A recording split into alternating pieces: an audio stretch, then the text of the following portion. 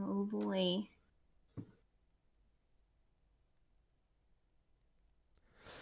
Hello and welcome to An Evening with Comrades. Tonight we have with us Senna.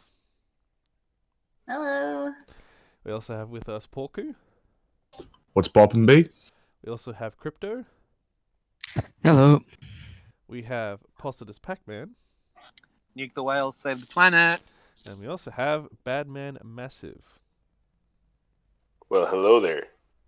Hello everybody. Thank you for joining us on the show. Thank you to everybody who's joining us in the chat. Don't forget to like and subscribe. And tonight, first off, we're going to be talking about Pride. Currently in the US, it's the 15th. Yeah, it's still Pride Month, and of course there's a few Pride parades going on. And if you haven't heard, a few of these Pride parades have been interrupted by, get this, armed neo-Nazis trying to disrupt the parade.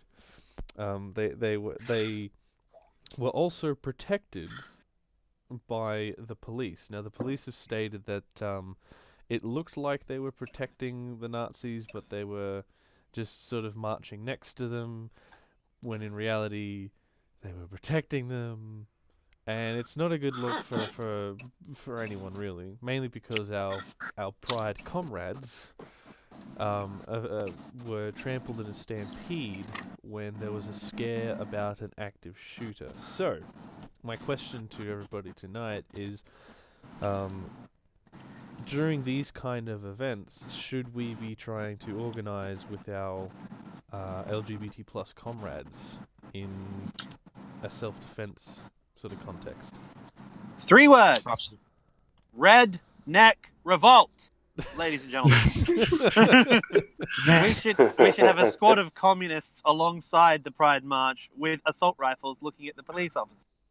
I agree. Yeah. I mean, don't get me wrong. As much as I would love that, and I really deeply, deeply would, it's just when it comes to the people, especially in the... Am I coming in clear? No, you're yeah. cutting out again. Hell yeah, Australian internet strikes again. I love you, Queens. But yeah, like as much as fun as that would be, arming the LGBT community against oppressors, or just having armed communist squads. I'm usually in favor of that sort of thing, but it's just that the way the LGBT community is treated already, I don't think people need the excuse to make it worse. Well, I would. I mean, maybe I'm just talking from the perspective of someone who wants to put the pedal to the floor. But don't worry, guys. It's okay, because did you see the police badges? They've got rainbows on them, guys. Everything's fine, right? We don't have to worry. Yeah. We don't have to worry.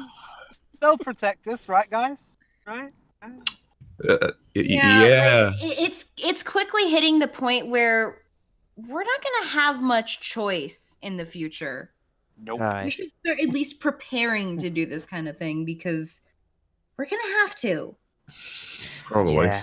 Look, And this thing is, go ahead, Crypto. I- Yours.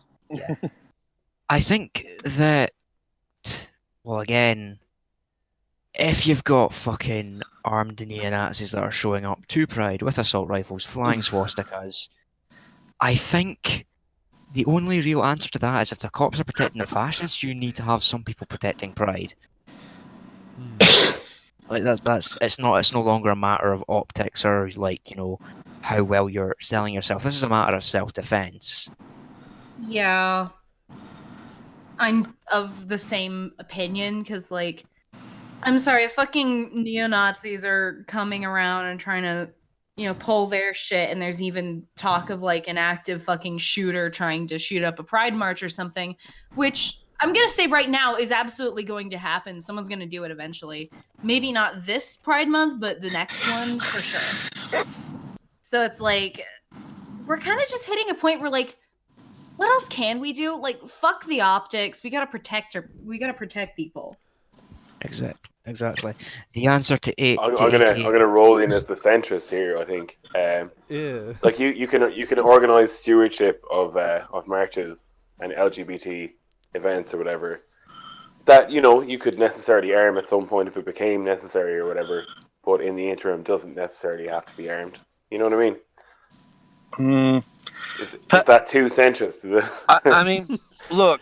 Get out of here, you filthy the idea, liberal. From my perspective, quite honestly, nothing in my mind would scare a Nazi more than a trans girl with a machine gun. Absolutely. That would scare the shit out of them. And that shit is fucking hot as well. Like, don't get me wrong. Oh fuck yeah, not get. That's 100%. Like I agree. That's like some powerful like communist shit or whatever. But in the interim, we don't have to jump to full AK-47. We can terrify fascists with the force of our sheer brutal organization, isn't it? It's like boring, but it works better. Yeah, I suppose. I think I always copped a little. I'm gonna use the fascist own example to describe what I think we should do. I think when Hitler was trying to get elected to the Reichstag in the 30s, the reason why Rome and all that got iced is because they still wanted to pursue revolutionary goals, and the Nazis wanted to win elections.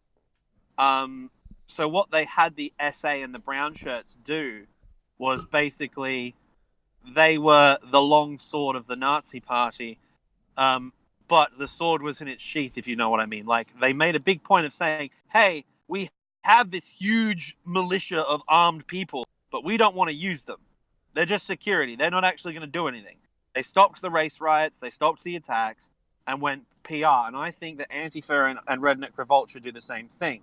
It should be made clear that we have the option to use violence, but we choose not to. I totally agree with that. I think that's like the most powerful. Yeah, that sounds like the best way to approach it. Because I think if you here's the thing, if members of it, if like the Antifa gang, we came all blocked up to an event like that, I feel like it would also distract from the message of the Pride marches in the first place. Like we basically would end up inadvertently hijacking it for our own purposes in a way, more likely than not. Well, at the same time, though, we've already got literal fash showing up to these events. If there's no one there to confront them, Senna's right. They're going to attack eventually, and when they do, there's going to be no one to stop them. Once again, it's a matter of it's not like being an anti-fascist or the whole black bloc thing. It's not like that's necessarily a dichotomy, because there are plenty of queer comrades. I'm one of them. Hello. So it's, once again, it's a matter of defense. I definitely think at least it should start out with, hey, we could do all this, but we're gonna be cool about it. But we could, so don't try anything. So I would actually I just had an idea. Simple. We literally organize a black bloc meetup, and then instead of the face shields, we hand out rainbow flag face shields. That's how we do it.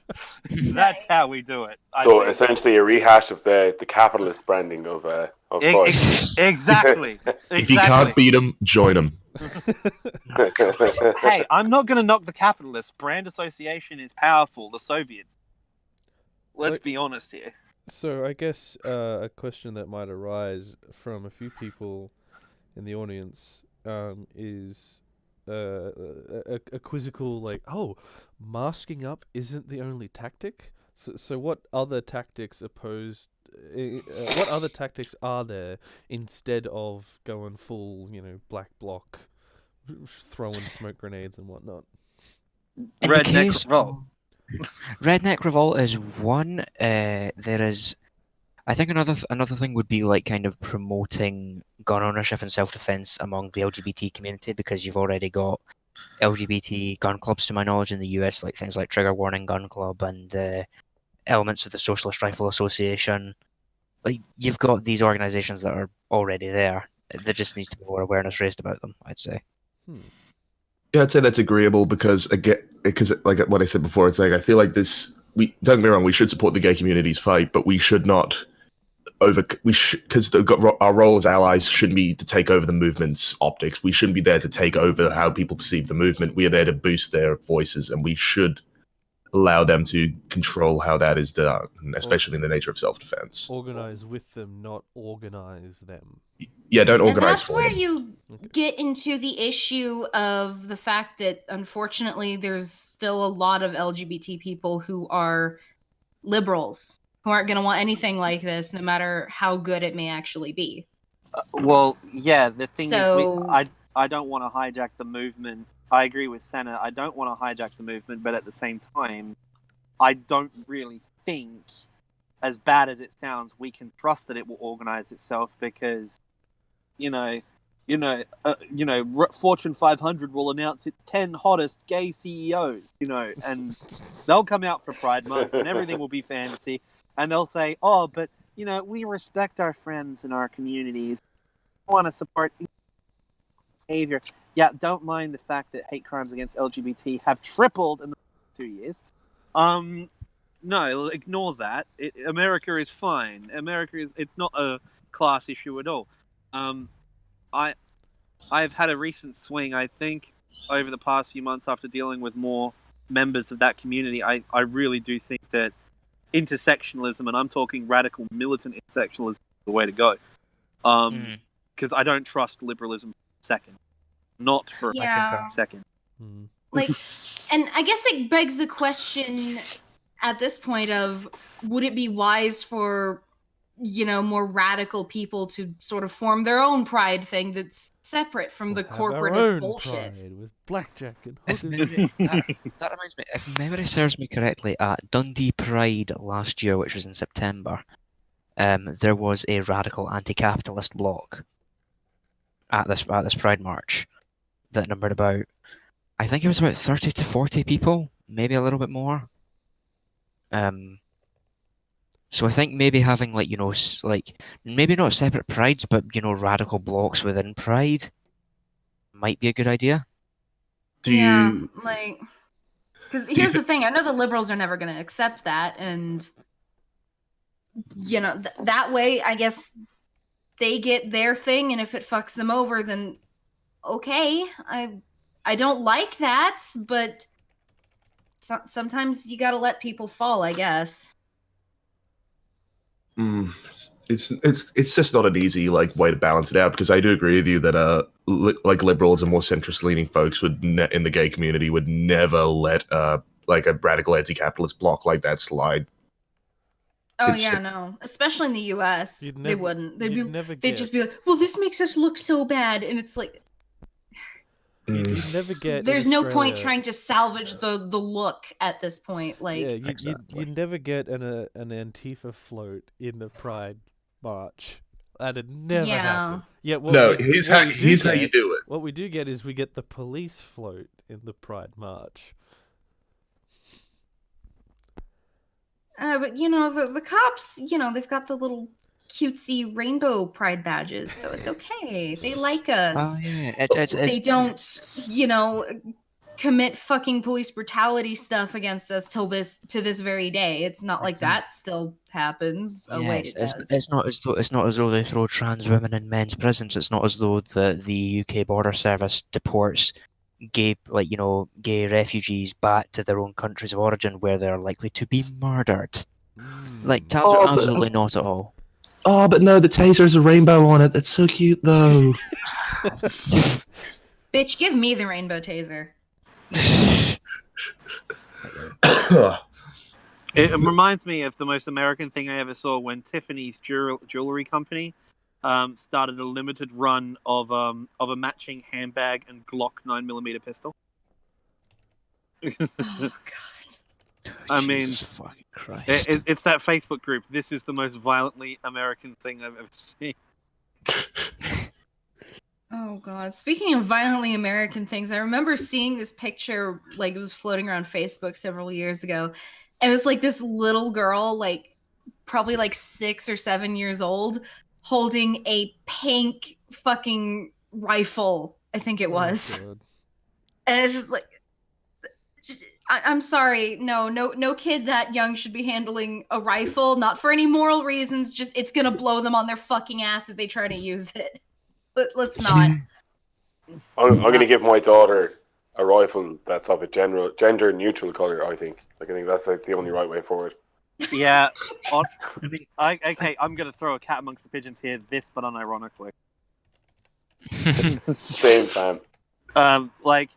It's topical actually because I've been doing the maths in my head and working out how I can fit a gun safe into my room for no reason. No particular reason. Yes. Not at all. I definitely reason. haven't been like That's begging it. my parents to, take me to one of these fucking gun shows or something sometime. No, it's okay. Thank you. There's no reason for that. I I say, definitely you- don't want anything to do with guns. I say, you cunts are lucky. You guys actually get to have access to guns. Oh, mate, don't get me started. Oh, Meanwhile, like- over here, we've got fucking... We can't even buy kitchen knives without providing ID. Oi, is that a butter knife? Here, Rob. That's only if you're English. If you're Irish, you can get guns. No bother, boy. Don't worry about yeah. Fuck up That's the across the thing. water then. In Australia, it. in Australia, it's amazing because we can't have semi-auto shit or pistols unless we have a license and a job. Unless we've got like a job that's like pig shooting and roo shooting and like pest control, that. But average civilians for sports shooting and hunting, all you have to do is go in and you can buy double barrel or single barrel shotguns and bolt action rifles. So my plan is to get an A and B like get me some. But it's $1,000 for a $400 to register the license, $1,000 a rifle. So fun. So, Yeah. given everything. Waiting on nuggets. Can you Yep. take a pop? Nugget. Oh Yep. god, someone's at Macca's. Yeah, I'm at Macca's. Hey guys. Jesus We're Christ. very professional. So I think I was the main thing with of the last stream we did is carrying over to this one. When we go, if a comrade goes up to say a pride event and says, "Hey, I've heard wind that there's going to be some right wing or even the Nazis are coming. Let's organize a bit of self-defense." How do we convince the organizers that that's a good idea? Essentially, how do we convince the liberals to let us help them organize a little better? Show I don't up. think you can. Oh, Like, obviously, anyway. it very much depends on the person. Like, you've got liberals because that's all they know, and then you've got liberals. You know what I mean? Because, honestly, for a while there, I was a liberal just because, I grew up in a very conservative family. I knew that was garbage, and I didn't really like a lot of things about liberalism. It just, something wasn't quite right, but I was like, that's the best there is, I guess. And then I discovered communism. But, yeah. So, you might be able to get through with some people just with, there's a very real threat. Maybe we ought to take a chance and try and prepare ourselves. And, especially if, the police in the area are not willing to do much, because in some and so if you're more, your big places like, LA or something, yeah, the cops will show up to things, and sometimes they'll do things that are okay, but they're not really consistent. And there's some areas where they're just like, lol, no, go fuck yourself. is that because Yeah. of the cops have their own optics to worry about? Yeah, I think so. Because, here's the thing.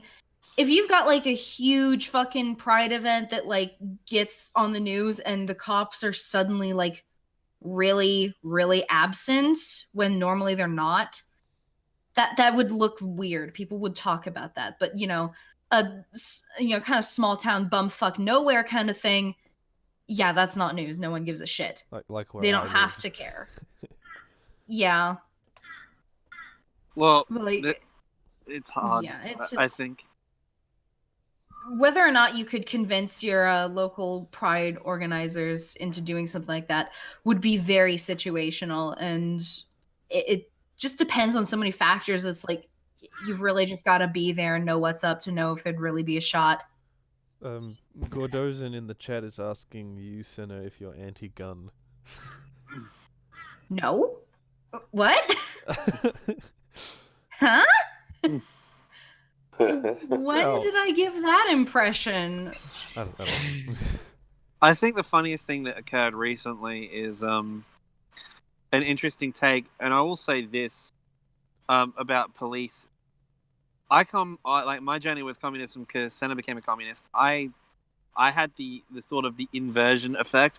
I came from a military and police family, and grew up with those values quite strongly. But I was a nationalist pretty much the entire time growing up. And when I discovered economics, I was a classical liberal. Ugh. Ew. Oh dear. You know, that's Sorry so gross, about that, man. bro. This was my list of political beliefs at like 13, 14. It was like, economically speaking, I was like, well, the free market has to exist because markets have to exist, and therefore free trade should be kept as much as possible, and we need to, prevent as much tax on business as possible to encourage growth so they employ more people, to spend more, etc., etc. Of course, completely forgetting the labor theory of value, and I hadn't discovered any of it yet. But what if Okay. squiggly line go up? Yeah, exactly. What if squiggly line go up, right? Okay. Anyway, it goes on like that, and then I discover, you have the big economic crashes of the mid 2000s, and I look at the way things work, and I start reading more about economics, and I'm like, this is fucked. Socialism is starting to make more sense to me, but I still have my nationalist Australian pride going. And so I ended up as a Nazbol. I didn't realize what that was at that time, but when I look back on it, I realized I was a Nazbol. Like, yay the military, yay police. All right, let's bomb the brown people, but also socialism for Australians because that's good. Let's I thought that was a meme. National position, to be Bolshevism honest, with but, Australian characteristics. That's great. Exactly. I need Oh, to make that flag now. I need to have that flag made just for the fun of it. I mean, Um, I'm fucking National on it. I'm on positivism. like a fucking bonnet. I'll get it done after the stream. Oh my god. but like a Eureka flag with two boomerangs angled at a particularly disturbing. Anyway, moving on. Jesus Christ. It's all edge hours with Pac-Man this morning. But then, when I sort of realized how incongruent that was with everything else I believed, I started discovering socialism, and the offshoot of that is I've now become I think my friend Will and I describe it as very angry leftcoms, basically, because I'm not a Marxist-Leninist and I'm not a trot, so it's like, which mainline group can I attach myself? But imagine having a leftcom float in the Pride Parade, which is just a giant armchair that you sit in, which is behind the police, and you yell at them, "Self-crit!" just doing literally nothing. So then I became a trade unionist agitator and a YouTuber who talks about communist anime. But anyway, which is fun. But the thing is that really gets me, after all that, I still have all my old friends, the old days. And some of the people in this chat have met my friend, who I won't name, but he's ex-US military and was, when I knew him, very, very, very pro-police, pro-America, yay, fuck yeah, Union, United States underwear. And one of his oldest pictures of him has a tank top saying "back-to-back World War II champions." Okay, this is the kind of guy we're talking about here, Oh, God. right? Jesus. Back-to-back. Okay.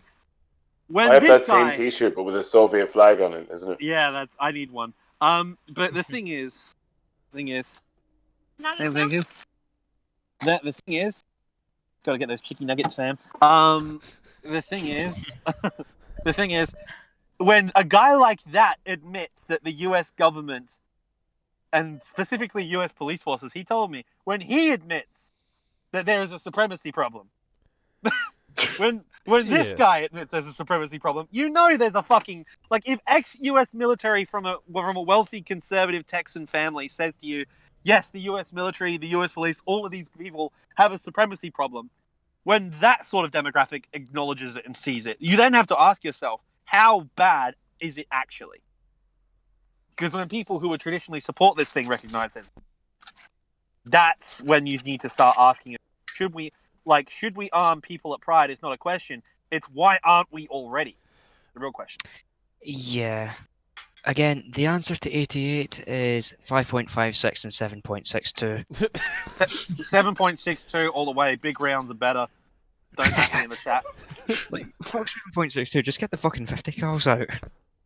Jesus Christ. Oh, that just seems. 50 cal is Praxis.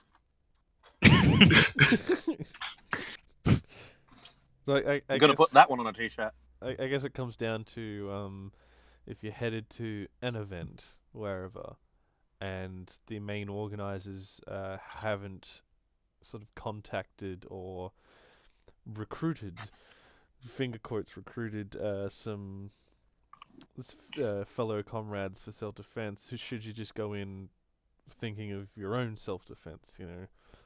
To whatever extent. Yeah, I think you should. Yeah, like if you're gonna go anyways at that point, like, if you can, I don't think it's a bad idea to like take a concealed weapon or something. Like, just pulling a Dan Harmon here. Sorry. I was gonna say. I just want to reiterate. Eastern Marshlands does not promote violence. Please don't give us copy strike, YouTube. I have to say that. What I'll also say is don't get arrested either, because in Australia, from my understanding, the police will see possession as intent. So if you have even if you have some really thick rings on one hand, they'll say, he's going to use that to punch someone, and they'll stop you, they'll search you, they'll take your details, and then you're screwed. yeah, That's why you should always carry a pen in your back pocket, isn't it? Just whatever you do, try your fucking damnedest to not get caught. Like, be careful, look after your, just make sure you've got your bases covered, and make sure if things really do go to shit and, whatever you're trying to do is a bit blown, that you can just get the fuck out. Remember, kids, it's only illegal if you get caught. Exactly. Basically, yeah. And nothing is illegal if you can dig a good hole. Well, I think I'm going to have to be the boring old bastard and push back a little bit. So, Sure. on the one hand, the idea of arming yourself on an individual basis is kind of appealing. Obviously, it's you see a situation that's undefended and you're like, yeah, fuck yeah, I'm going to defend that shit. But in a pragmatic sense, probably the most mature approach is to try and engage with the organisers and try and, participate in some kind of stewardship overall as an agreed thing, a democratic thing. Because otherwise you're just rocking up there with guns. You're going to get people in trouble. You're going to create more problems. Yeah. Try and, work with the organizers is your first go-to. But, if that doesn't work, at the very least, arming yourself might not be a bad idea. And also, for fuck's sake, learn how to properly use a gun and train enough to be a decent shot. Yeah. What if you don't have access to, big old firearms or pointy boys? Well, TK, you're a swolitarian, isn't it? Do any other comrades, do you guys train in MMA? Do you fucking fight? I know a little judo. That's all I know. I have a martial art. I have a martial art which I call biggest motherfuckers. It's a special art. I like the sound of it. Yeah. The martial art known as big motherfucker. Oh no, boys, I don't know about, but I learned some Krav Maga at 13. I think I can handle anything, boys. Yeah. Martial art known as the big iron on his fists. I'm lucky in London. We have the tankies training us with Solstar or whatever. They have terrible politics, but they're good at karate. I'll give them that. Aye. All right. Well, any last words on this topic before we move on? Yep, I'm hijacking the stream, comrades. Oh, real positive stars. Yeah, it actually is, because is anyone else as excited as I am about the Iran situation right now? Is anyone else as hyped as I am? Excited is not the word I'd use, first off. Here we go again, boys. So can you give us an update on that situation, Pac-Man? Okay, so basically what's happened is the United States is accusing Iran of attacking two oil tankers in the Straits of Hormuz in the Persian Gulf. And they are saying Iran is behind attacking two Japanese tankers. I think they were both Japanese. One of them was. I think one of them was Japanese and the other one was Norwegian, I think. Yeah, exactly. And they attacked this Japanese tanker as Japanese President Shinzo Abe was on a diplomatic mission to Tehran to discuss peace in the Middle East. So the Iranians have attacked a ship belonging to the people they're discussing peace talks, according to Trump's government. Now, apparently, one was attacked by a torpedo. The other one was attacked by a limpet mine, which was attached to the outer hull. Is what the rumor is, which would suggest professional involvement because Somali pirates A didn't get anything out of it, and B wouldn't have the equipment to do this. So they're making an assumption that it is a government force that's doing this, and they're assuming that it is Iran. And so there is American aircraft carriers are moving over there as we speak. And I personally am really fucking excited. But anyway. Would you care to elaborate on that one? Why are you excited, man? I'll tell you why. Because the dialectic marches ever forward. Oh, no. Okay, Nick. The views of Postidus Pac-Man are not the views of the rest of the podcasters. Let's make that perfectly fucking clear. It's the classic US blunder because a lot of news was coming out about Venezuela, how the US government is committed to bringing back democracy to Venezuela, and then they're doing the shit with the embassy in the US, and then all of a sudden, oh my god, Iran's the threat. It's an old joke, you know, Cheney. All right, Cheney, go hunt that duck. All right, shoot the duck. Shoot the duck. Shoot the duck. Shoot my friend. Oh no. The whole thing is like, I will never shed a tear for the Iranian government. They're fucking Islamist theocrats that like shoot communists like they open Christmas presents. Oh yeah. Yeah, I completely agree with you there. It's just that it's just difficult because like you have to be. Of course, you have to be it's very difficult because then you have to go, yeah, I don't support them, but you don't support the imperialism. Yeah, I don't support them, but I don't want to see civilians getting killed. It becomes very. Of course, you know that my Posadism is only semi. But the truth is that it could be, and my accelerationist boat's coming here. America is currently fighting 2 overseas wars at this present right now. They have troops deployed in 2 overseas conflicts at this stage. They also have a huge economic recession. They also have troop deployments all over the world. They're expanding their military, or at least trying to. And poverty in the United States is reaching ever higher levels. Now, I don't have to tell you that the military infrastructure of Iran is far more advanced than the Taliban or Saddam ever. Oh yeah. And Venezuela is the same for that matter. And the Russians has obviously offered clandestine support to both parties. If America was to engage in this, I think we could see the next Vietnam. And we all know that the leftist movement in the United States exploded after Vietnam. Yeah. At least to a good chunk. I think and not just that, not just that, but I think a thing that people forget when it comes to the possibility of war with Iran is essentially how much oil comes through the Strait of Hormuz. Yeah. Now, imagine if you will, America was to threaten war with Iran. All Iran would have to do would be to block off the Strait of Hormuz, maybe, you know, lace it with battleships and destroyers and anti-tank mines and regular patrols, completely grind oil transport through that strait to a complete halt, and the world's in another recession. Mm-hmm. Yeah. And it's that also would be an interesting thing. And like again, I think most of the major Palestinian factions plus Hezbollah have explicitly stated that if Iran is attacked, they're going to attack Israel. Oh boy. And you guys don't understand why I'm just a little bit excited.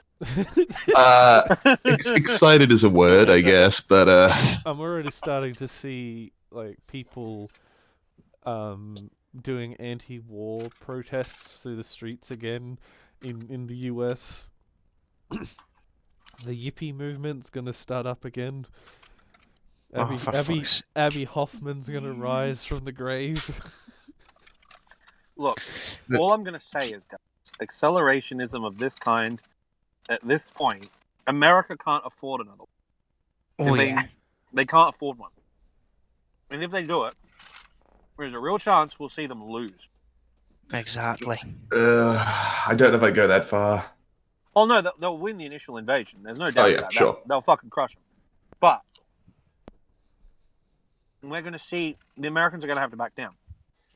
I don't think you could invade and occupy. I do not think you could do it. You could try. Exactly.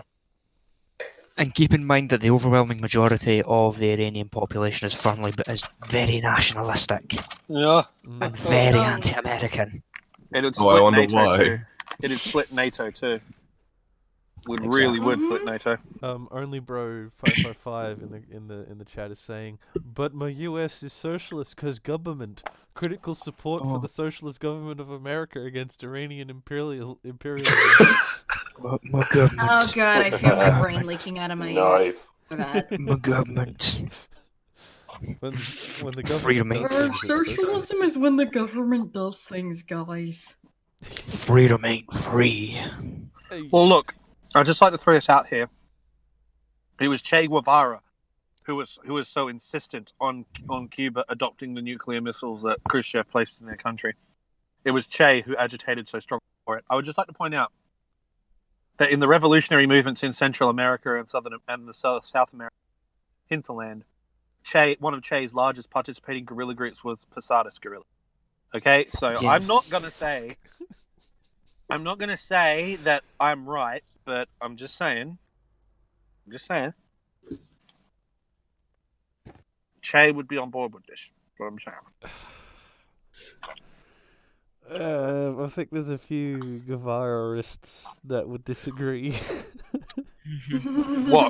What? Getting the Americans onto the ground so we can kill them. Okay, yeah, you got me there. Yeah, that's good. I think another thing that would be very interesting is, again, Iran has a lot of influence, not just in Palestine and Lebanon, but also in Iraq and Afghanistan, where American troops are already stationed. Think of how many of the Shiite militias in Iraq that Iran backs and that the Iranian Revolutionary Guard is cooperating and supporting. And think of essentially just how much influence they could possibly have in Afghanistan as well, because it's right across the border. You see, this is all because Iran put their country too close to American US bases. Oh, absolutely. How inconsiderate of them. Yeah. I think you're right though. We saw in Syria how destabilizing the region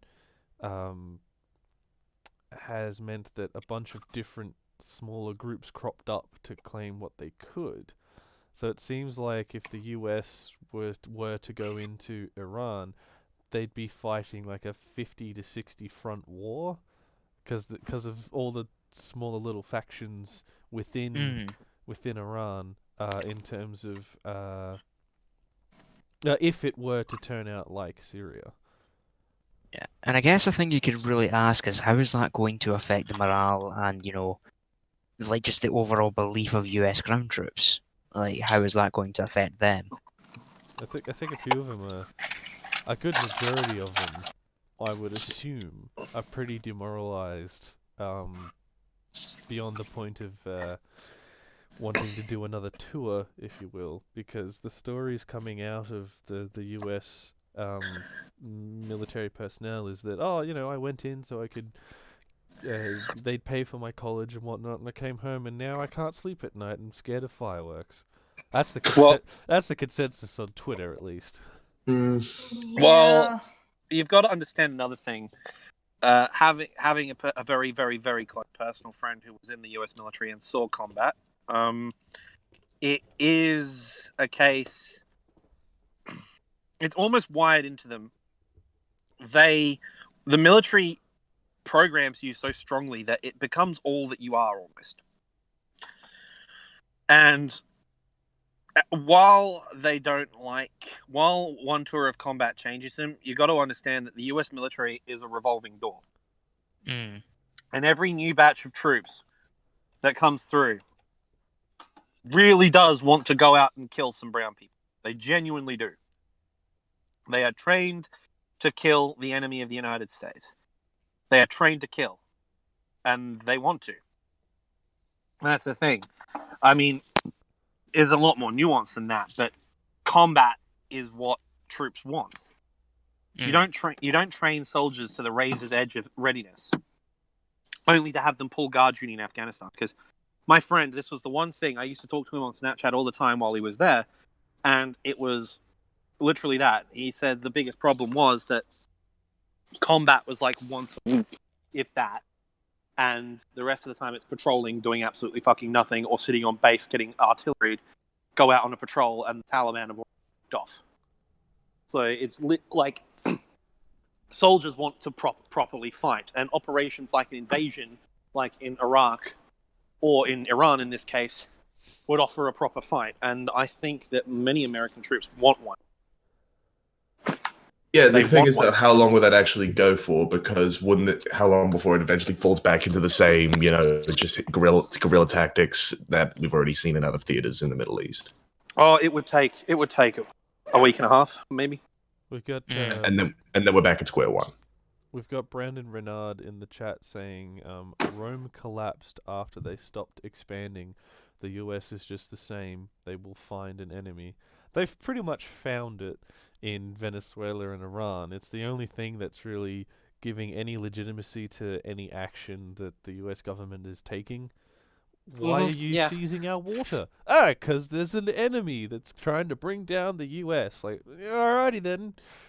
Well, the comparisons between the Roman Empire and the American Empire is not unlike. In fact, they're probably the best comparison, and they're going to meet the same end. They're going to spread each other too thin. They're going to blow all their money. They're going to get into huge economic, political turmoil and collapse in on it. Do I hear an echo? Are you walking into your work espousing Posidus dialogue? Yes, I am. Jesus Christ. That is some big dick energy right there. That is a pretty powerful flex. If you want to know what else I'm doing it while wearing an Antifa. Take a photo and put it in the chat. An Antifa shirt. Oh my god. Nice. The 3 hours Absolutely. and everything, friends. Top 10 epic gamer moments. Oh man, I'm the most epic of gamers, I tell you. Well, I take it Epic you're game. jumping off the stream then because you're headed into work. I'm only going to get off when I actually walk into the office. That's Because Yeah, fair enough then, mate. Well, perhaps it's time to move on to the next topic, unless anyone has some quick final words on the geopolitics. Okay, just more of a question. Yeah. We can agree, like, for most wars, there's usually some iconic anthem. For Vietnam, it was probably Fortunate Son. If there was going to be an invasion of Iran, realistically, what do you think would be the new anthem to replace Fortunate Son? Billie Eilish, bad guy.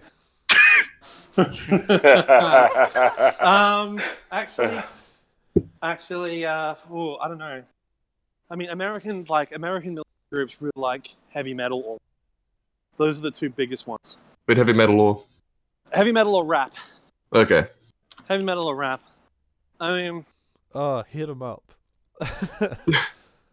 Just No, like, I'm just imagining. big old Abrams tank rolling through the desert, playing "Hit 'Em Up" by Tupac.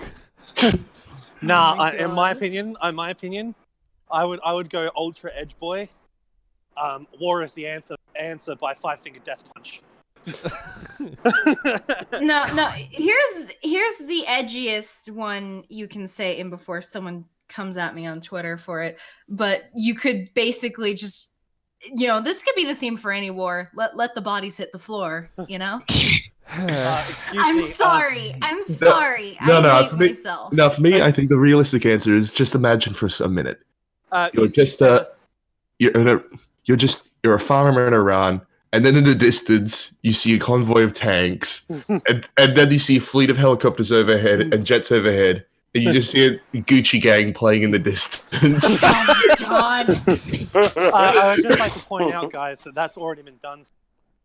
I do need to put a trigger warning and a slur warning on what I say. There was a version on the Invasion of Iraq called "Let the Hajis Hit Them," Oh Oh. man. and Jeez. they sang it. Yes, so that's already been done. Okay, this is epic. All right, okay, let's diverge from that.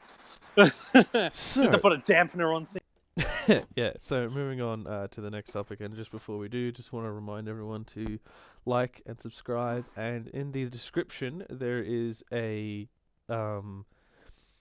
donate here link, so you can go to that link and give us a little bit of spare cash, any like tiny little bits of cash, whatever spare, don't put yourself out on the street, but we really appreciate it when people do donate, because it means we can keep doing this, even with Comrades and other things. And if you do donate, you get your name on the stream. So I'll just do a little test donation here. John, $64. Jesus Christ. Oh, That's fucking not wow. realistic at Should have all. been 69. So You're close. $5 short, mate. I'm really disappointed. Yeah, I was just going to say, also, subscribe to Posada's Man and subscribe to Zero Books if you haven't done that already. Yes. We've got everybody's Twitter handles below their pictures. Please go follow them, and then go to their YouTube channels and subscribe to them. Especially Zero Books, they do good shit. They do When am I going to be allowed Oh, on the... thanks, comrades. hang on, Badman. When am I going to be invited onto the Zero Books podcast? Come on. The Zero Books podcast. Anime and comedy. You want to go on and face down Doug directly? Oh, yeah. You're gonna throw down in the dialectical ring with Doug. I will throw down, my friend. Don't Oh, think that's I the won't. real deal. I will come at Look, you. I'll tell you I've what. got all kinds of shows on. Okay, if you think you're ready, if you're trained up, like I'll put a word in. But Someone play You wanna Eye make of the sure. Tiger for me. Alexa, play Eye of the Tiger. Despacito. Close enough. It ain't me. It ain't me. Jesus Christ. Alright, so So Doug told me tonight that he wants to come on EML at some point. oh So, fuck yeah. He's most Yeah. welcome to come on. Hell yeah. So, ladies and gentlemen and everyone in between. So, the next topic we were going to talk about is the recent news about not just John Setka, the Victorian CFMEU secretary, I think he is, being accused of making comments about Rosie Batty, an activist and advocate, but also that the Liberal Party and the Labour Party are pushing for John Setka's resignation. Yeah, it's a weird sort of situation in that there's a lot of shit being flung, and we don't know which of it actually stinks. And of course, this doesn't look good for Setka and the CFMEU and its members as well. Especially when we as leftists try to convince our friends to say, hey, come join the union, get organised. Which union should I join? The CFMEU, like, oh, the one with, Setka and whatnot. Like, God, no, God damn it, no, just... So how does we as leftists decide, which is the better union? How do we defend the union? How do we, stave off these attacks from both the Liberal and the Labour Party? Did you really want me in the chat to answer this question, TK? Did you really? I think we have a nuclear hot take incoming. And I think I'll I'm gonna tell you use this why. opportunity to be right back. Because there is a new union in town, ladies and gentlemen. There is a merger currently underway between the National Workers' Union, or the National Union of Workers, and our friends in the Nurses' Union, United Voice.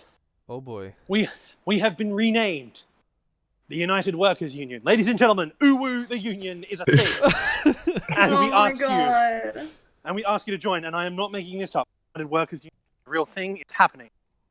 So if you are a weeb and you feel pressed to, have I got the solution for you? Oh boy. Jesus Christ. I'm not kidding, but actually, in all seriousness, it puts us up as one of the third largest union in Australia. What the One fuck? big union, my friends. It's happening right now. Okay, so update. I'm now spreading union propaganda while to work. How about that? You're at your desk, Nice. aren't you? No, I'm in the lift on the way to my desk. Oh, Jesus. So, Porku, we were talking about it just before we went live. I think you said you wanted to talk about the... You mentioned something about the Liberals wanting to use this as a weapon against the unions.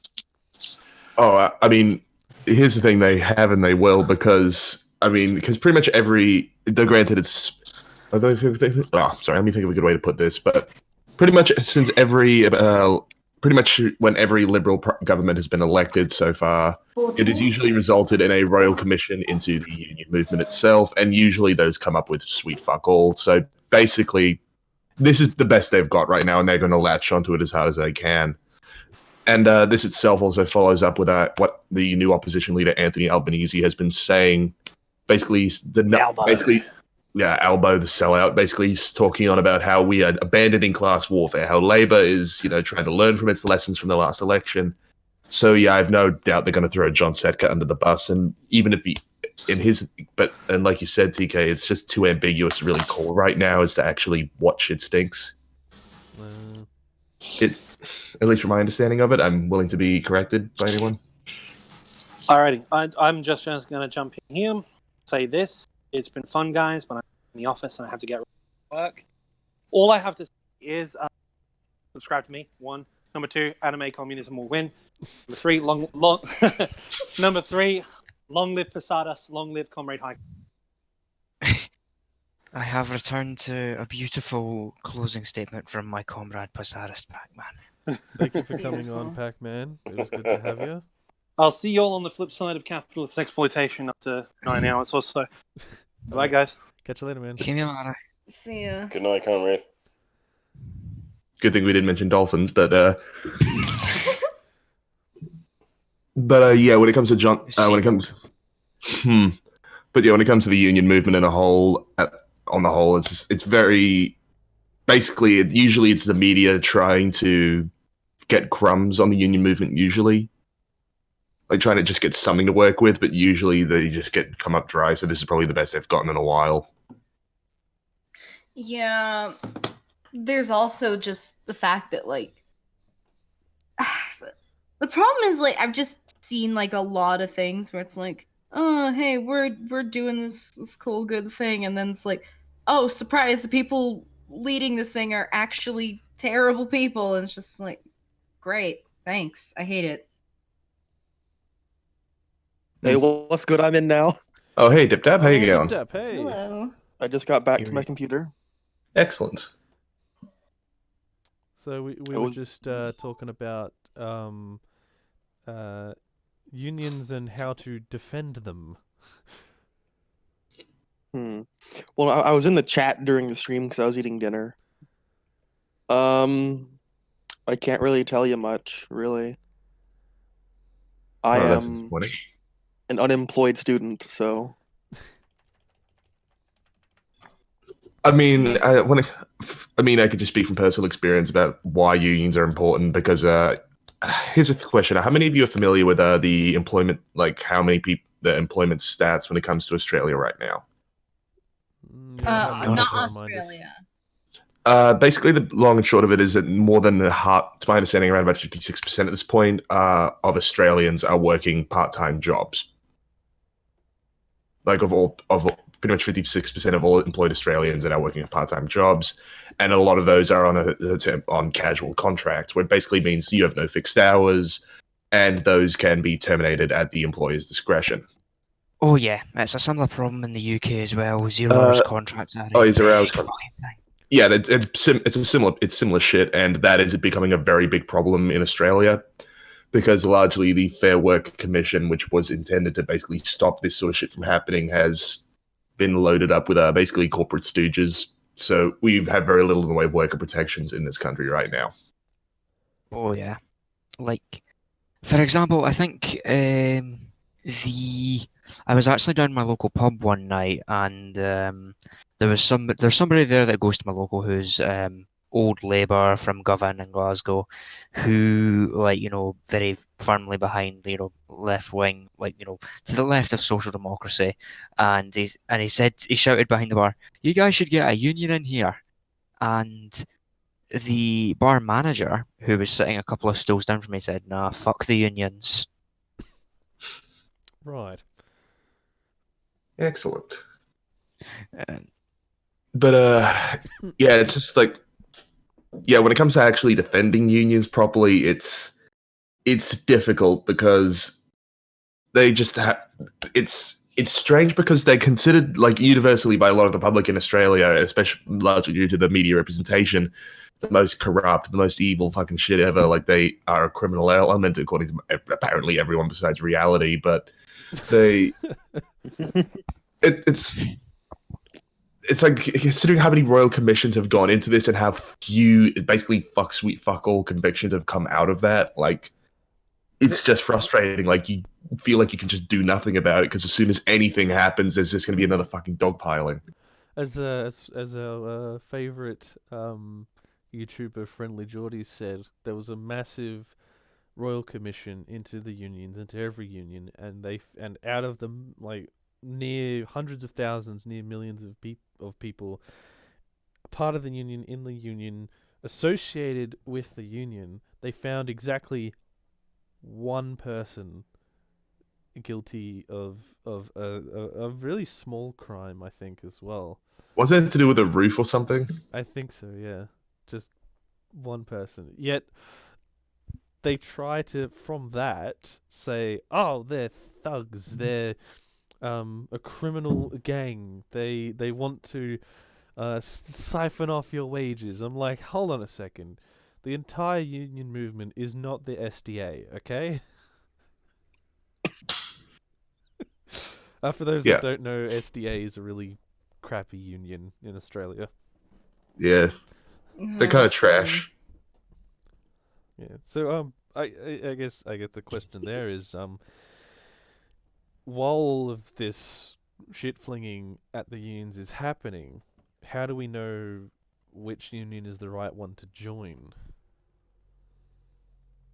I mean, because that's incredibly difficult because usually unions, like, I'm very firmly of the opinion that if you have a union, because it's very difficult to actually be a part of a union if they have no way of actual support. Like if the union's already diminished, then it's kind of pointless getting involved unless you can do it in mass. And it's just, honestly, it's just incredibly difficult to do. I mean, obviously you can do your research, but as to know which union is actually going to be fighting for your interests, that can change very quickly. Yeah, 'cause I don't really deal with. Oh, go ahead.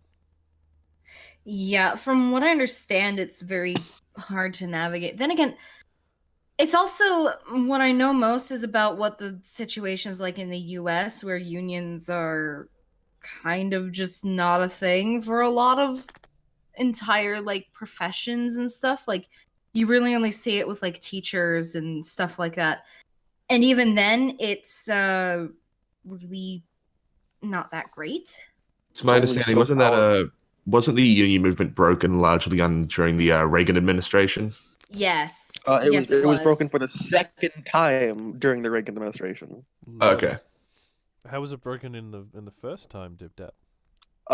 So right after, in the early 20th century, right around World War I, after World War I into the Great Depression, the United States didn't like that workers were starting to do things, and that's what happened.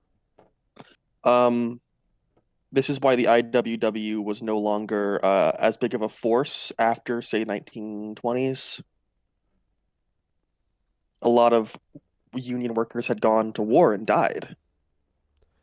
Is that also because of the successful Bolshevik Revolution in the U.S.? Not the U.S. The Russia. Oh God, I wish. Yeah, I'd say it was probably a response that unions also got less powerful and that they didn't get any legal protections. Sorry if you could hear that. That's my dog shaking. Aw. I'm sure he's a good boy. Yeah. So I think what I was trying to sort of get at was there's unions that are really radical, unions that are total comrades, like the IWW. They want to radicalize the workers into joining the one big union, and then you have unions like the SDA that exist just to take dues from the workers, and that's it. Yeah, there's those, and there's also like the ones that are essentially labor aristocracy that only seek to get money off of workers to make more money for those in like union power. What do you mean by labor aristocracy? People that get into power in unions and then for the profit off of dues. Okay, it's like a Maoist thing often or whatever. So they just make money off of dues, basically. Yeah, I think we really needed Do Not Eat on this stream for this particular subject, because he did a really good video that I put in the chat in his Franklin series on organized labor, talking about in his fictional city and in the real world how labor organizations sort of started way back in Roman times, all the way up until where he is in the Franklin series. I think one of the big hurdles that the left has is that there's not a lot of cooperation between unions. As well, it's a lot harder to have a sort of internationalist approach to it when we have, say, the IWW in the UK, Australia, the US. They're all talking to one another. The IWW in one place is the IWW somewhere else. But what we don't have is not just, say, the Maritime Union in Australia being organized and cooperating with, say, the dock workers in the US, but we also don't have the MUA rocking up to anti-fascist actions either. So it's like, is there a point where unions are too far to the center? I guess I'll say center. I'd say yeah, the ones that are just complacent, and as you said, the ones that just exist to take dues. I think there might be a pragmatic reality where our union movement has disintegrated and deteriorated to where it is now. But if we as workers actively engage with our unions, we can probably transform it into something else. And a lot of people are trying to do that at the moment.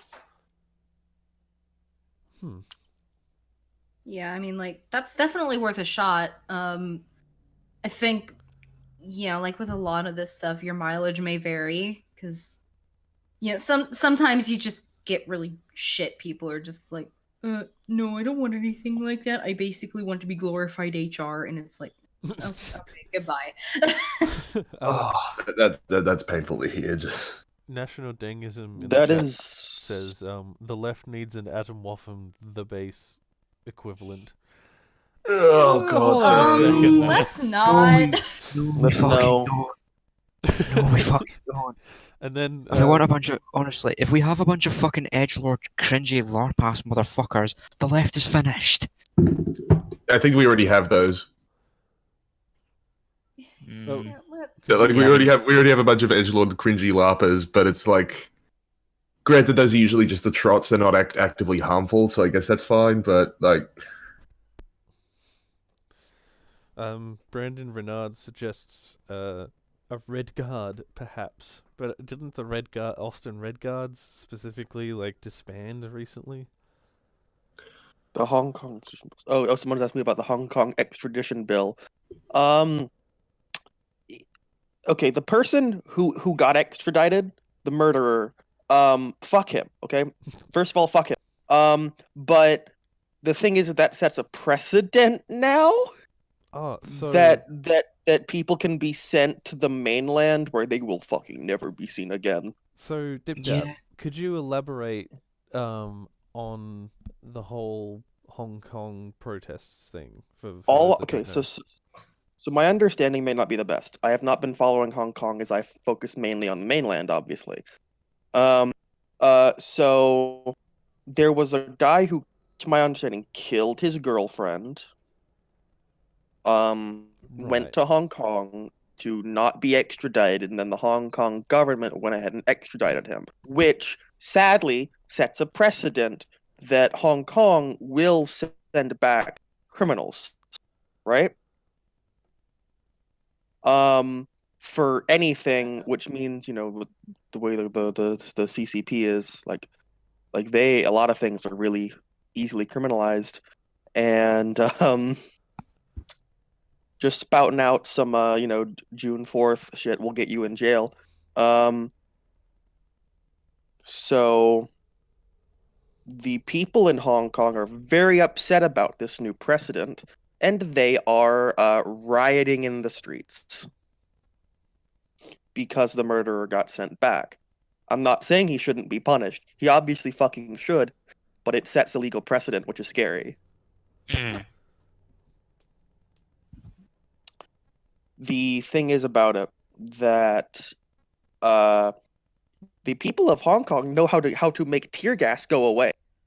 Water. I saw They those cover- videos. It's very They nice. spray water on it and then toss it back at the police Jesus. Baller. until it's cold enough to pick up and it's no longer letting out liquid like the gas, and they throw it back at the cops. This is beautiful.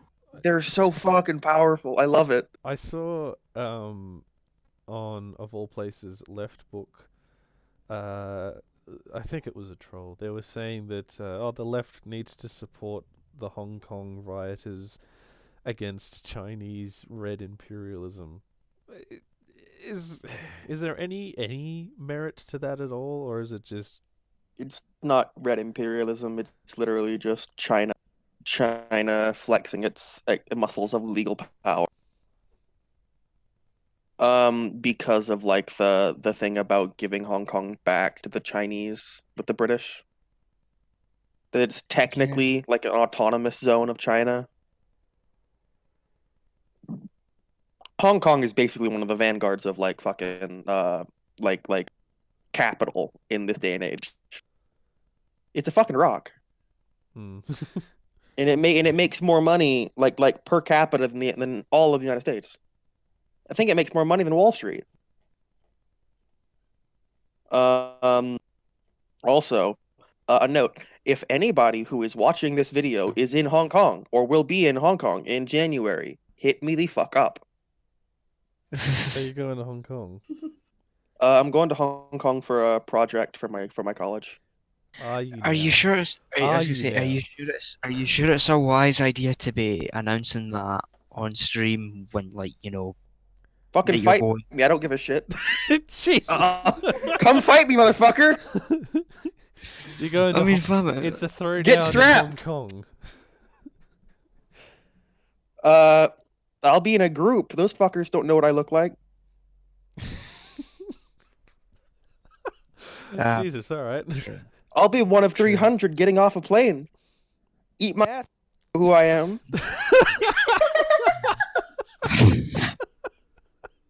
That's Plots I'm are not gonna being meet hit up anybody. by They can some, tell me like, where. secret agent or something who's Yeah, like, they "Hey, can buddy." tell me some cool places to go. I'm not gonna meet anybody though. Bold statements, such as the statement that Eastern Marshlands does not advocate violence.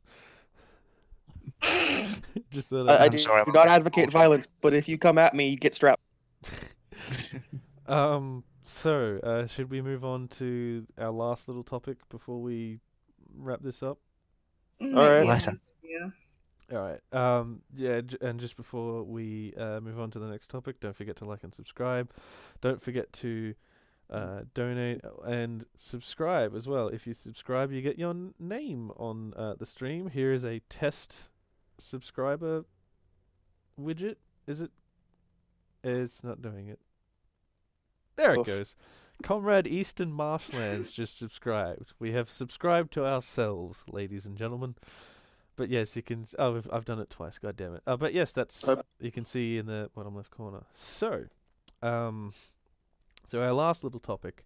Last time on Evening with Comrades, Crypto had a big hot take on Extinction Rebellion. I didn't realise hating Radlibs was a hot take, but okay. The standard. Actually, I'll do you. The standard. I'll do you one better. I'll do you one better. I didn't realise despising state honeypots was a hot take. Oh. Ooh. Well. Spicy Yikes. boy. Yeah. The thing that sort of is kicking this off is that the Adani mine in Queensland, which basically won the Liberal Party, the government, because people wanted jobs, and then Adani said that they were going to automate everything, has been approved, has been environmentally approved, which I suspect, just me personally, is going to kick off a bunch of activism to try to stop the Adani mine from being built and possibly wrecking the Great Artesian groundwater basin that covers half of Australia. And I guess a group that was going to make an attempt to fight against it was Extinction Rebellion. But Crypto, are you saying that they're a honeypot? Yes, I do. Have you seen the the fucking huge amount of personal information they require their activists to hand over? I have not. How much do they ask for? You know what? Hold on a second. Let me find this bitch. I know it was a lot, like shit they would never actually need. Tons of Right. it. Let me just see. Yeah, things Updating my state ID required less information that way. Yeah, like I think to my knowledge they wanted you to give your name, your address, your phone number, your aliases, if you have a disability, if you are quote unquote arrestable, and you know, I think criminal record as well was involved in it. I'll have to find the exact fucking picture.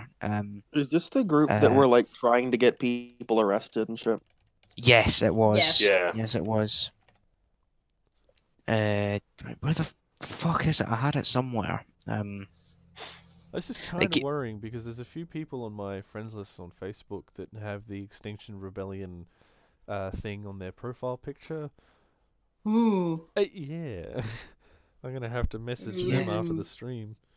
Yeah, Yeah. you might want to check on your buddies. Yeah, I get. Alright, let's. I've almost got. Okay, right. So, I'm going to post. This is something that was handed out at the climate protests in London in April. This is a so-called activist information form. On it, on it asks you to provide your full name, your preferred name in case of arrest, whether or not you're arrestable or non-arrestable, the name of your affinity group, your role, your mobile number, your email address, your actual address, allergies, any medication, any disabilities, any relevant health issues, any relevant ongoing legal issues. Then it asks you to provide an emergency contact. It asks you to provide their name, their mobile number, and their relationship to you. And then preferred contact in case of arrest, again, name, mobile number, relationship to you. And then it says, do you consent to Extinction Rebellion storing your data? No civil disobedience group would ask for this information. No serious one anyway. This, coupled with how they reacted to, basically how they were going about the climate protests, where they were actively encouraging the police to arrest as many people as possible, and one of the organizers actually said to a cop, the arrests aren't happening quick enough, how can you call that anything other than a state honeypot? I don't agree. Like, Do you know? I have absolutely nothing but the utmost contempt for those like professional class radlets or whatever. But I don't think it's a honeypot. Like that's like reasonable information for a middle class, performative rebellion, to demand. Like, Like, if it's it not like was if that just were. the information, I'd be less certain to go with what Crypto was saying, but given the fact that one of the guys running it actively encouraged the cops to arrest people, But they were publicly advocating the idea of getting arrested as a strategy, which was a stupid strategy, no doubt. But they did advocate for that publicly. You know, I just it's I just have to mention quickly. Unfortunately, Porku's internet, being Australian, has crapped out, so he can't actually make it back onto the stream. So thank you for coming on, Porku. taking it. Hopefully Australia can sort out their internet at some point. What were you saying, Badman? Sorry. I forgot. I was bitching about Extinction Rebellion, was I? Mm-hmm. Yeah. Oh, yeah. And then Senna, you were saying something. Sorry. yeah, like it's sure it's possible that they're just incredibly fucking stupid, but the possibility for actual malicious intent is also quite real. I don't think it should just be dismissed as stupidity just yet. Mm-hmm. Yeah. Well, like I wouldn't say that it's stupidity. Like I would say that their particular set of tactics is a specific representation of their like class makeup or whatever.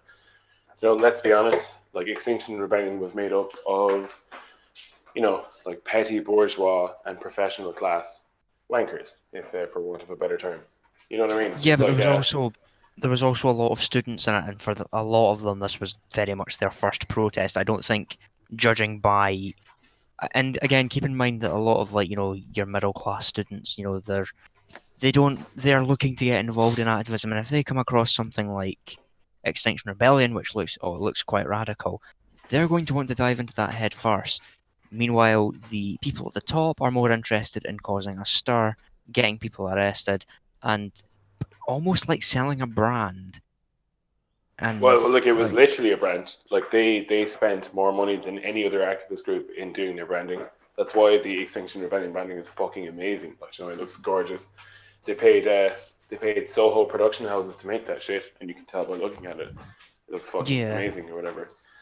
and Um, but like but I would I would be slow. I'd be slow to characterize it as like in a crude conspiratorial way. Like, I guess as Marxists, like you would break it apart as being a conspiracy based on its class makeup in a way. You know what I mean? Even if you're right, Badman, and Extinction Rebellion isn't a honeypot, it still sounds like it's not a good idea to hand over this amount of information to any group. Because I think Crypto, you were saying the right kind of group to join is one that you can't just join straight away, and it seems like Extinction Rebellion is trying to get as many people to join up as possible, while also, from my perspective, not in the right organizational sense able to handle this amount of personal information. Mm-hmm. yeah, I'm not sure about that. Like for me, it would be their tactics that I would kind of criticize, isn't it?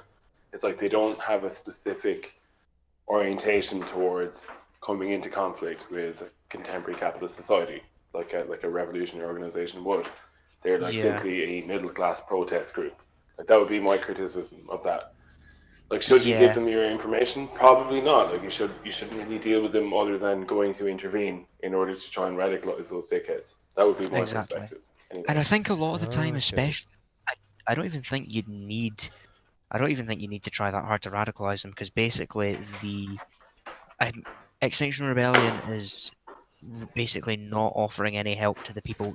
I think it was around 700 to 1,000 people that were arrested during the climate protests in London. And the people who are actually providing the help, the legal aid, are the Green and Black Cross, which is an anarchist organisation. And I can already see a bunch of those people that have been arrested are going to see Extinction Rebellion basically run off with their personal details and leave them to be arrested for a cause that at the end of the day, like, here's the thing. The whole modus, like the whole raison d'etre of Extinction Rebellion was to get governments to, quote, tell the truth about climate change.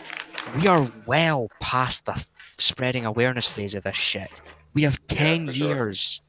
10 years to fucking stop this, otherwise we're fucked.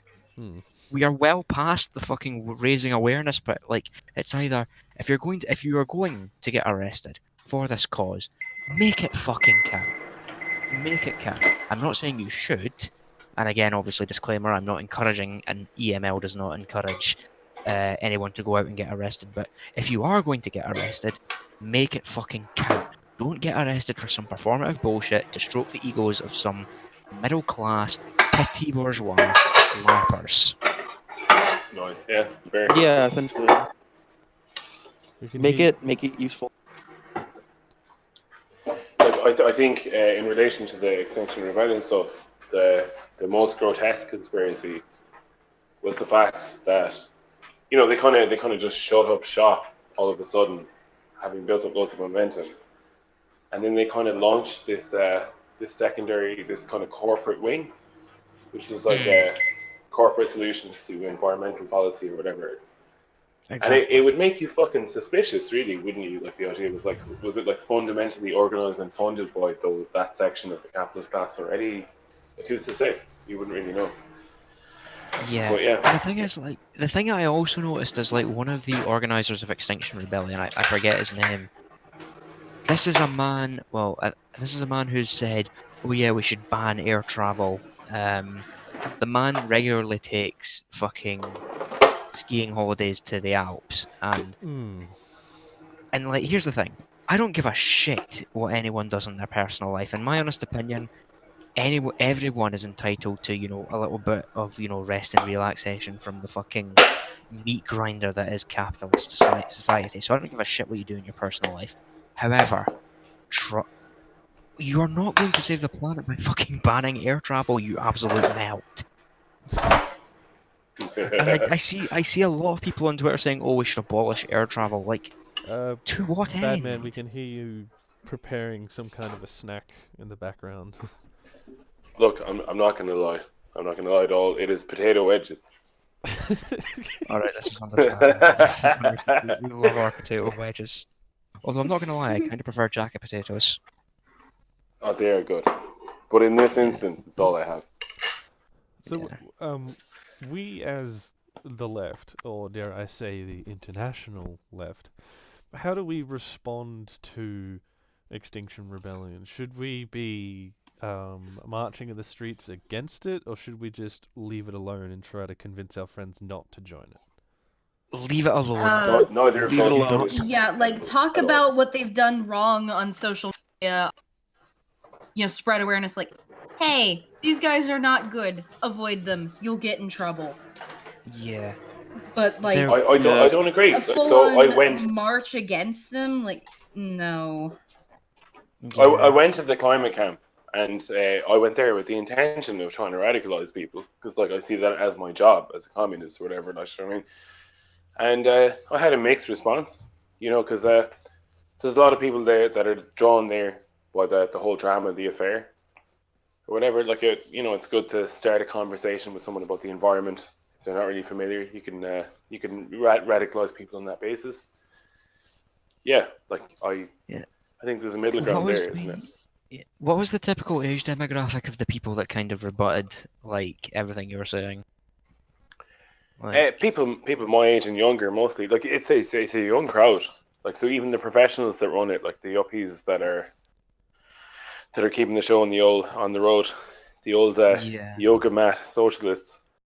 Like, even them, they're my age. They're like early 30s, late 20s, or whatever. Yeah. But when I like, was there, I was chatting to students, and like it's interesting. Is like there were some more radical demands proposed by like students and young people that were there compared to yeah, the organizational milieu that were running the whole show. yeah. Yeah. I think another thing we can probably take from Extinction Rebellion is another lesson we can probably learn from the Occupy movement. It's that mass Absolutely, yeah. movements are a thing of the past. They do not work. We need to move beyond having these mass movements that these ones that really spread like wildfire. Because here's the thing. You can have the fucking biggest social movement in the world, but the biggest mass movement in the world rather. Because it's so big, ideas will get diluted. There will be no attempt made for clear demands.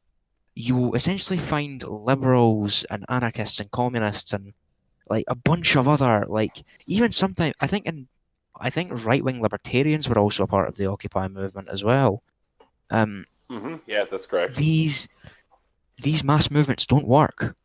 The solution is it's local affinity groups, like local affinity groups, community-driven activism, and here's the thing: we are fighting against an international system, and for that's going to need an international response. But that international response is not a mass movement, because mass movements we will end up diluted.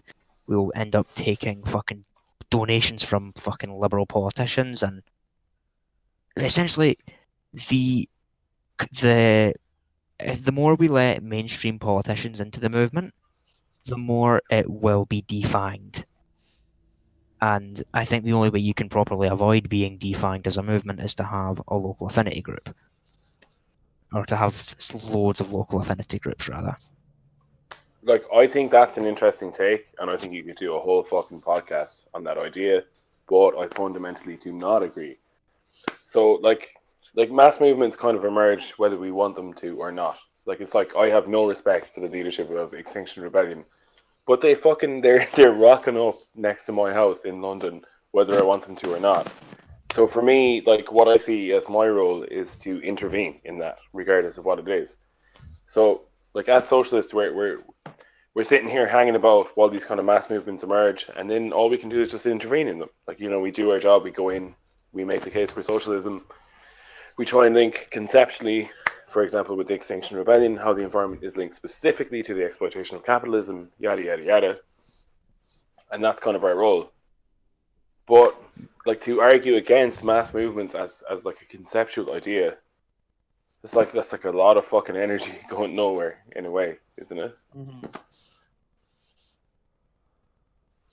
Well, I guess the whole thing is to just say you can't do a bit of both. Though obviously don't get involved with ones that turn out to actually be pretty dangerous. Like Extinction Rebellion. Yeah. I think if you're going to have any sort of mass movements, I think it should operate on a local affinity based level, and very localized, heavily federalized, with just kind of like just a name being used as like an umbrella for different groups to unite under, as opposed to having one big central Extinction organization. Rebellion would make the claim that that's what they were, so like they present themselves as like an affinity group or whatever that local branches or whatever commit to the idea of more broadly. The trouble with that is centralized hierarchy. The trouble with that is their main organizers and their overall political objectives are bollocks. Absolutely, you are fucking fundamentally correct on that point. Yeah, I will concede that immediately. Exactly. So for me, it's not a question of like deliberation over like what our organizational structure should be, so much as how do we kind of cynically respond to the way things are emerging as they emerge, if you know what I mean. It's like whether or not I criticize Extinction Rebellion, they're still fucking hanging out in my neighborhood. Like, it's still something that's happening politically that is radicalizing people one way or another. Like, it's like I can't fundamentally ignore that. I kind of have a duty to engage with it. Do I not? Someone asked in the chat, asked me if I consider the Socialist Rifle Association, the SRA, to be a honeypot. This is I don't know. I don't know too much about the SRA. I haven't really had any interactions with its members. I don't really know too much about it. But to my knowledge, the online resources that they provide, things like pamphlets on rifle training, pistol training, reloading your own ammunition, those things are very invaluable, to be honest. And I think they're also doing a good job of kind of shifting the conversation about gun ownership towards, it's not just specifically a conservative thing.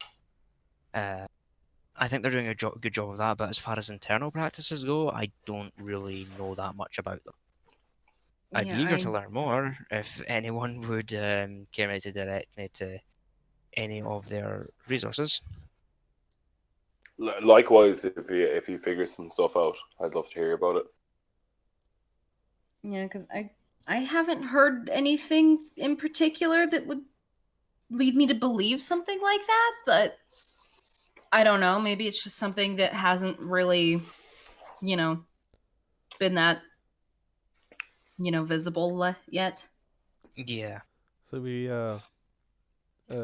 got to think globally and act locally and participate in local groups that we know and trust.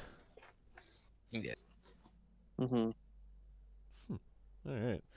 Well, we're at about an hour and a half now. I think that might be a good time to wrap up, unless anybody else has any last words, want to plug their own YouTube accounts and whatnot before we go.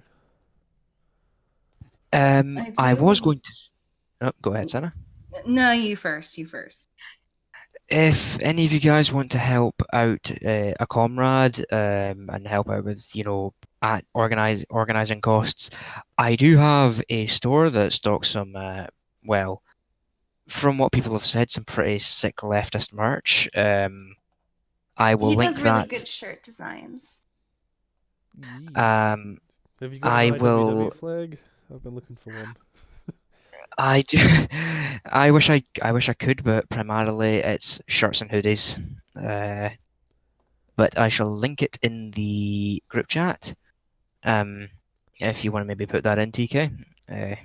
Alrighty, I'll drop that in. And that's your little store, isn't it? It is, yeah. Cool.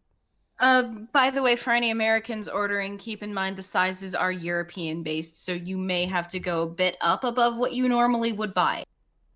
Yeah, Crypto, do you have like a 4 or 5 XL? Because I'm a chunky lad. Yeah, I should do. Okay, yeah, sweet. I'm pretty sure most of the designs have that now. If you see any you want and they don't have that, honestly, just pop him a message. He'll be able to sort it out in a bit. Yeah. Just let me know. All right. Badman, Dip Dap, Cinna, anything before we head out? Yes, I do believe I have something to contribute, unfortunately. Oh no. Peter, what have I told you about listening to weird podcasts on the internet? It's about time for dinner. My disappointment. You guys is thought the immeasurable. anime voice was bad. I have a good Lois impression. Oh god. My disappointment that's is so good. immeasurable. All right, I think that's a good point to end on. All right. I want to thank everybody for joining us in the chat. I especially want to thank Dip Dap, Senna, Crypto, Badman, Porku, and Comrade Positus Pac-Man for joining us on the stream. Don't forget to like and subscribe, and you can also donate at the donate link down below, and you can join us on the EML Discord as well. That should be linked in the description below. So thank you all for joining us. Good night. Good night. Good night.